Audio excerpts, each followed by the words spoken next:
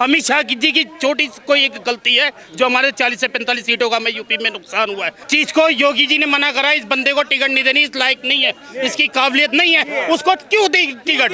कि आप उनसे सीखो, रामपुर गांव वालों से, जहाँ पर 2300 कुछ पॉपुलेशन और 500 कुछ आवास मिल जाते हैं आपको, और उसके बाद भी एक सिंगल वोट नहीं दिया। क्यों? कि हमारी कौम की पार्टी। लेकिन हमें क्या याद रहता है? कौन ठाकुर, कौन जाट, कौन ब्राह्मण, हमें ये याद रह जाता है। तो देखिए ये सारा समाजवादी दंगावादी पार्टी है, गुंडा राज यूपी में लौट रहा है। बिल्कुल लौट आया। जैसे आपने देखा होगा नीतीश कुमार और आरजेडी का गठबंधन होना, तेजस्वी का, तो गुंडा राज लौट आया था। सर जब भाजपा भी कह रही है अयोध्या में बीजेपी हारी है, भाजपा कह रही है कि वहाँ के लोग गद्दार हैं, तो क्या जब अगला विधानसभा का चुनाव होगा तो क्या बीजेपी के लोग उस गद्दार से वोट मांगने जाएंगे? अब आप ये बता दीजिए कि कौन से लीडर ने ये वर्ड बोले जो आपने भी बोले हैं? ये अभी भाई साहब ने कहा कि अयोध्या के लोगों को गद्दार बता रहे हैं। एक फकीर आदमी, सुनो, एक फकीर आदमी होता है ना जो मांगने आता है, उसे तुम अपनी गली में से 10 बार भगा दो, वो इतना ढीठ था ना, फिर भी मांगना आएगा। अब वो नहीं है, आपके पिता की उम्र के हैं। जियान है ये, लहजे में बात कीजिए। जियान है। देखिए ये श्रीमान वही है 2322 वाले, इनको सब कुछ दे देंगे और 532 आवास मिल गए, फिर भी एक वोट बीजेपी को नहीं पड़ी। तो ये बताओ ना, जो बीजेपी हमेशा गाय के नाम पे राजनीति करती है, वो गाय काटने वाली कंपनी से 250 करोड़ रुपए जोर से ये कह रहे ना गाय काटने की बात कर रहे। गाय काटने वाले की क्या करते हैं हम? नस्ल खत्म कर देते हैं, नस्ल। जीत हुई सच्चाई की, झूठ की हो गई हार। राहुल गांधी के सारे चमचों का काला मुंह करके मोदी जी कल बढ़ा रहे सरकार के साथ मिलके 800 साल किसने करा? मुगलों ने राज करा, और 200 साल यही गद्दारी करते हुए 200 साल राज करा किसने? इन्होंने। योगी जी की लोकप्रिय बढ़ती जा रही थी दिन पे दिन, और इसके अंदर पार्टी का भी कुछ नुकसान है, और कहीं ना कहीं अमित शाह जी की छोटी कोई एक गलती है जो हमारे 40 से 45 सीटों का में यूपी में नुकसान हुआ है। इसमें 110% अमित शाह भी गुनाहगार है। अगर क्लास ली जाए योगी और मोदी जी को बिठा के, तो इसके अंदर गुनाहगार निकलेंगे तो अमित शाह जी निकलेंगे इसका गुनाहगार। लेकिन कुछ लोग ये भी कह रहे हैं कि जातीय समीकरण में फंस गए अयोध्या वाले। वही तो फंसाया गया। जिस चीज को योगी जी ने मना करा, इस बंदे को टिकट नहीं देनी, इस लायक नहीं है, इसकी काबिलियत नहीं है, उसको क्यों दी टिकट? और वो टिकट दी, वो लन सिंह पता नहीं क्या था, मैं नाम नहीं ध्यान, लन सिंह, उसको मना करा गया। क्यों दी? जब हमें पता है इस बंदे को दी, वो कुल्हाड़ी ऐसे देने से पहले पता है कि हमारा पैर कटेगा, तो वो कुल्हाड़ी उसके हाथ में दी क्यों? जानबूझ के ये कहीं ना कहीं 40 सीटें अमित शाह जी ने कटवाई हैं यूपी के अंदर, जो हमारे को नुकसान हुआ पड़ा। अयोध्या वालों की गलती नहीं मानती आप कि वो जातीय समीकरण में आखिर क्यों फंसे? बिल्कुल मानता हूँ। आप ये देखिए अयोध्या वालों की क्यों, मैं बल्कि पूरे भारत के हिंदुओं को ये आह्वान करता हूँ कि सर आप ये देखो ना कि आप उनसे सीखो, रामपुर गांव वालों से, जहाँ पर 2300 कुछ पॉपुलेशन और 500 कुछ आवास मिल जाते हैं आपको, और उसके बाद भी एक सिंगल वोट नहीं दिया। क्यों? कि हमारी कौम की पार्टी। कौम, ठीक है, उनको अपनी कौम बहुत अच्छे से याद रहती है, लेकिन हमें क्या याद रहता है? कौन ठाकुर, कौन जाट, कौन ब्राह्मण, हमें ये याद रह जाता है। इसमें हम बंट गए। क्यों हम हिंदू नहीं बन पा रहे? क्यों हम सभी सनातनी नहीं बन पा रहे? इसी का फायदा जो है सपा ने उठा लिया, इसी का फायदा उठाया, और किसी का फायदा उठाया? आप खुद एक चीज देखिए, 2 मेन फैक्टर रहे। एक जातिवाद में बंटना, दूसरा भ्रामक प्रचार। भ्रामक प्रचार, आज महिलाएं बैठी हैं कांग्रेस कार्यालय जाकर के, वो फॉर्म लेकर के बैठी है ना कि भैया लो लिखित में आपने कहा हुआ है हमें 1 लाख रुपए का, ठीक है, अब दो उनको खटाखट पैसा। भ्रामक प्रचार आपने किया, ठीक है, तो खैर नहीं मिलेगा। नहीं मिलेगा, क्यों नहीं मिलेगा भाई? 62 में जब झगड़ा हुआ तो नेहरू जी ने क्या कहा कि देश हमारा गुलाम हो जाएगा, उसके मंगलसूत्र लेके आओ या सोना लाओ या पैसा लाओ, देश को बचाना। सबों ने दे दिया, आज वो जुड़ा पड़ा है, तो शायद वो जुड़े में से 8,500 घटाघट डालेंगे। कांग्रेस पार्टी ने वो जो नोट जोड़ रखे ना 62 के, जो इतनी सेना मरवाई थी 62 के अंदर, जो शहीद कराए थे हमारे सेना, आज तक जितने भी शहीद हुए तो कांग्रेस पार्टी के टाइम पे शहीद हुए। जितने बम ब्लास्ट हुए तो कांग्रेस पार्टी के टाइम पे शहीद हुए। जितनी जाली करेंसी चली तो कांग्रेस पार्टी के राज में चली। और आने वाला टाइम यूपी का वही आ रहा है, पेड़ से लटकी हुई लाशें मिलेंगी, वही बहन बेटियां पहले होता जैसे होता वो आएगा, जल्दी टाइम आएगा, बहुत जल्दी आने वाला टाइम।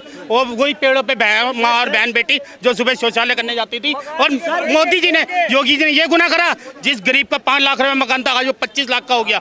आज जितने शौचालय बनाए, तो पहले के टाइम पे औरतें पेट पकड़ के बैठती थी कि मेरा घरवाला आएगा तो मैं शौचालय करने खेत में जाऊंगी, सारे पेट पकड़े। आज उन्होंने शौचालय बनवा दिए, मकान बना के दिए, वहाँ हिंदू को मिला, मुसलमान को अतीक अहमद की जमीन पे 76 फ्लैट बने। देखिए समाजवादी पार्टी के आते ही देखिए शुरू हो गया है। मेरठ में लोहिया नगर है, वहां पर सरेआम बच्चों के सामने एक आदमी की कनपट्टी पे गोली रख करके मार दिया गया उसे।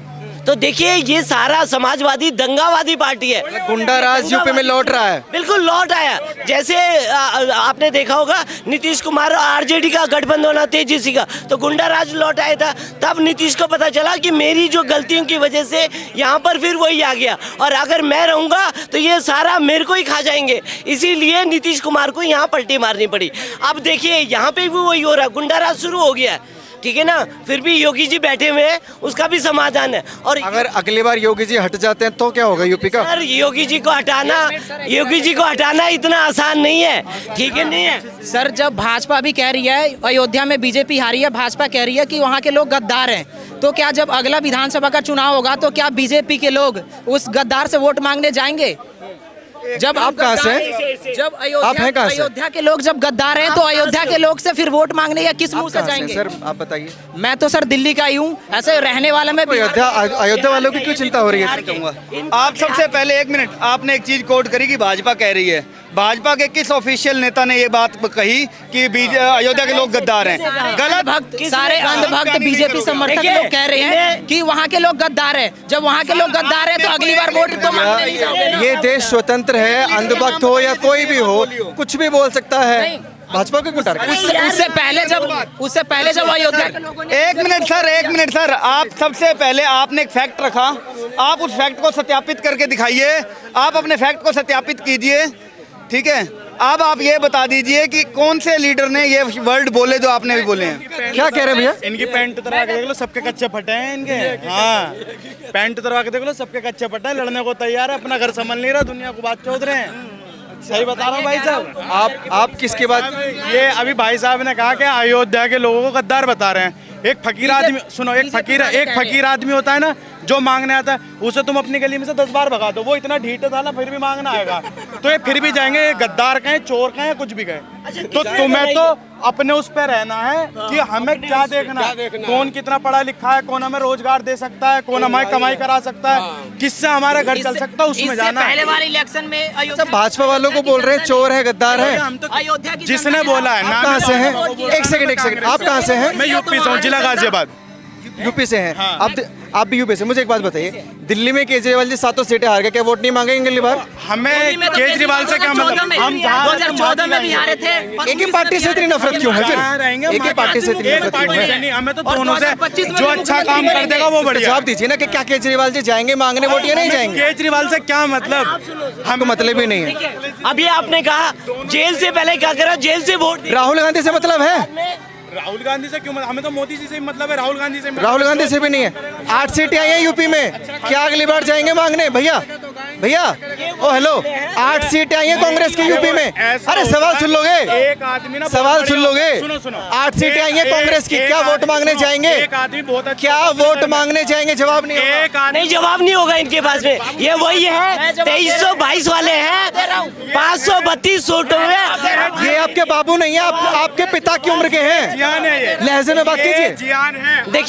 देखिए ये श्रीमान वही है 2322 वाले, इनको सब कुछ दे देंगे और 532 आवाज मिल गए, फिर भी एक वोट बीजेपी को नहीं पड़ी, ठीक है ना। अब ये श्रीमान पे आ जाता हूँ मैं। ये श्रीमान कह रहे हैं कि बीजेपी ने बोला, बीजेपी ने तो कुछ बोला ही नहीं है, ठीक है ना। बीजेपी ने कुछ बोला ही नहीं है। अबे कौन से लीडर के सुना समर्थक बोल रहे हैं अयोध्या में, अब अयोध्या के लोग गद्दार हैं, तो क्या अगली बार गद्दार से वोट मांगने जाओगे आप? इससे पहले जब ईमानदारी से बताना, ये सारी बातें साइड में रख दो। बीजेपी से असली दिक्कत क्या है ये बताइए। वो राष्ट्रवाद थे। बीजेपी से असली दिक्कत क्या है? बीजेपी से असली दिक्कत क्या है? बीजेपी से असली दिक्कत क्या है? बीजेपी से असली दिक्कत क्या है ये बताइए। ये सारी बीजेपी से हमें असली वाली दिक्कत ये है कि वो सर क्या पूंजीपति को साथ लेकर चलती है, और हम समाजवादी लोग क्या है कि समाज के सारे वर्गों को साथ लेकर चलते हैं, सभी धर्मों को, सभी जातियों को। और ये अब निकले ना आपके अंदर से फैक्ट वाली बातें थोड़ा। 1990 में वही समाजवादी थे जो कार सेवकों पे गोली चलाई, उनकी लाशें नदियों में बहा दी गई, ठीक है ना। ये वही लोग हैं समाजवादी जो गौ रक्षकों पे गोलियां चलवाते थे, ठीक है ना। बीफ कंपनी से 250 करोड़ रुपए का चंदा लिया बीजेपी ने 250 करोड़ रुपए का चंदा लिया है, 250 करोड़ रुपए का चंदा लिया बीफ। तो उस कंपनी का नाम पता है? उस कंपनी का नाम पता है? बिल्कुल पता है मुझे। क्या है? बिल्कुल पता है। बीफ क्या होता है? बीफ होता क्या है? बीफ होता क्या है? रुक जाइए। बीफ होता क्या है? बीफ क्या होता है भैया? बीफ क्या होता है? गाय के मांस को, राहुल गांधी गाय का मांस। अरे रुक जाइए सर, रुक जाइए। एक मिनट रुक जाइए।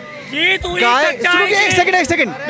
गाय का मांस नहीं होता बीफ, सिर्फ भैंस के मांस को भी बीफ बोलते हैं। और जो कंपनी की आप बात कर रहे हैं उसने सर्टिफिकेट जारी किया है कि ये भैंस का मीट है, गाय का नहीं है, सर्टिफिकेट जारी किया है।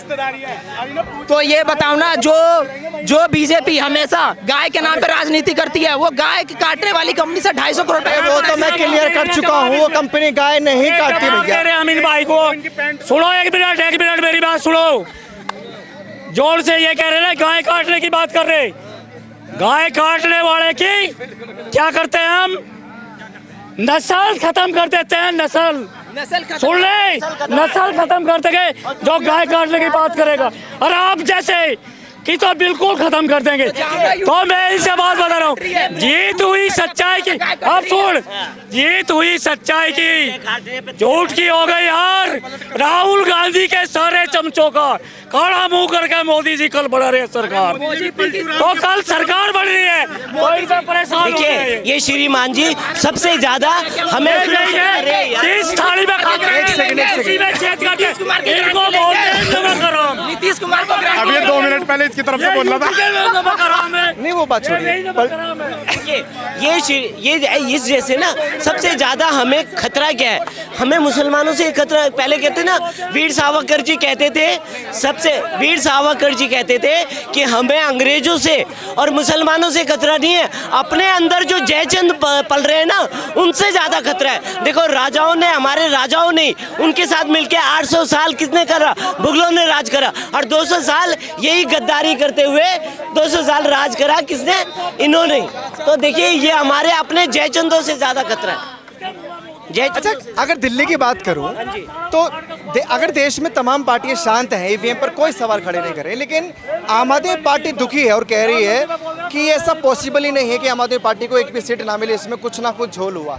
ये सर इनकी जो खड़गे साहब ने सारी मीटिंगें बुला ली थी, खड़गे साहब ने यही कर दिया था कि सब लोगों को तैयार हो जाना है, सारी पार्टियों को, विपक्ष की पार्टियों को निर्देश दिया गया था कि सीधा आपने क्या करना है, चुनाव आयोग पे वो लगा देना है कि चुनाव आयोग ने ऐसा कर दिया, वैसा कर दिया, मैं ईवीएम खराब थी, ये सारा सब चीज निश्चित हो गई थी। सेटिस्फाई नहीं है फिर आम आदमी पार्टी? आम आदमी पार्टी उसको मिला ही नहीं कुछ, उसके कारणों की वजह से ये फ्री का लॉलीपॉप कितने दिन चलाएंगे, देश को घाटा करते के कितने दिन चलेंगे। देखो श्रीलंका का हाल देख लिया आपने, पाकिस्तान का हाल देख लिया। अगर यही फ्री का बताइए, आम आदमी पार्टी का क्या बोल रहे थे? सर उनकी तो वैसे हालत खराब है, वो एक के साथ एक फ्री दे दे के खुद अंदर चले गए हैं, तो उन्होंने कोई काम करे नहीं है। तो जो मोदी जी ने काम करे हैं, मोदी जी कल ले रहे शपथ, तो बहुत अच्छा करेगा। मोदी जी के ऊपर जो है रोड मैप भी है, मोदी जी ने काम करने हैं, क्या है उनका अगला प्रोपेगेंडा है, आगे क्या काम करना है, वो पूरा रोड मैप तैयार है। बिल्कुल। अच्छा, ये विपक्षी जो है इंडिया गठबंधन वाले तमाम ये कयास लगाने में है कि नीतीश कुमार पलटी मारेंगे नहीं मारेंगे, चंद्रबाबू पलटी मारेंगे नहीं मारेंगे, उधर केजरीवाल जी जेल में है, इनको बाहर निकालने की बातें कोई ऐसा नहीं कर रहा। देखिए सर, कोई पलटी नहीं मारेंगे, काम अपना वो हो रहा है बराबर। सरकार कल अब मोदी जी शपथ लेंगे, पीएम की तीसरी बार लेंगे, अगेन मोदी सरकार आ रही है और अच्छे काम होंगे। जहाँ तक रही बात विपक्ष की रहेगी, विपक्ष को जनता ने मौका दे के देख लिया, 10 साल मौका दे के देख लिया, इनसे यमुना इनसे साफ नहीं हुई, कोई भी काम इनसे काम नहीं हुआ। एक पे साथ एक इन्होंने एक ठेके, शराब के ठेके पे एक के साथ एक बोतल फ्री दी, यमुना इनसे साफ नहीं हुई। कोरोना में मंदिर गुरुद्वारे बंद थे, शराब के ठेके खुले रहे, तो बस जनता ने इनका रूप देख लिया, तो मोदी जी काम अच्छा करेंगे, मोदी जी हैं वो बढ़िया काम करेंगे।